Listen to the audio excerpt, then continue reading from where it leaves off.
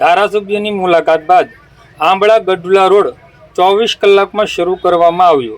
આજરોજ તારીખ 9 જુલાઈ 2026ને ગુરુવારના સવારના 10 કલાકે વાત કરીએ તો ભાવનગર શહેરમાં 4 ઇંચ વરસાદ વરસતા તળાજા પંથકમાં ભારે વરસાદના કારણે આંબળા ગઢુલા રોડ પર આવેલા નાળા પાસે ધોવાણ થતા તળાજા ગોપનાથ પાયા ખંડેરા માર્ગ તૂટી જતા વાહન વ્યવહાર બંધ થઈ ગયો હતો। રોડ બંધ થતા તળાજાના ધારાસભ્ય ગૌતમભાઈ ચૌહાણ, જિલ્લા માર્ગ અને મકાન વિભાગના અધિકારીઓ, જિલ્લા તાલુકા પંચાયતના સભ્યો, સરપંચો અને સ્થાનિક આગેવાનો સાથે તાત્કાલિક સ્થળ પહોંચીને નિરીક્ષણ કર્યું હતું। ત્યારબાદ માર્ગ અને મકાન વિભાગ દ્વારા યુદ્ધના ધોરણે સમારકામ શરૂ કરવામાં આવ્યું હતું। ધારાસભ્યની મુલાકાત બાદ તંત્ર દ્વારા ઝડપી કામગીરી કરવામાં આવતા આજે માત્ર 24 કલાકમાં જ રસ્તો ફરી વાહન વ્યવહાર માટે શરૂ કરી દેવામાં આવ્યો છે, જેના કારણે ગોપનાથ પટ્ટીના ગામોના લોકોને મોટી રાહત મળી છે અને વાહન વ્યવહાર પૂર્વવત થયો છે।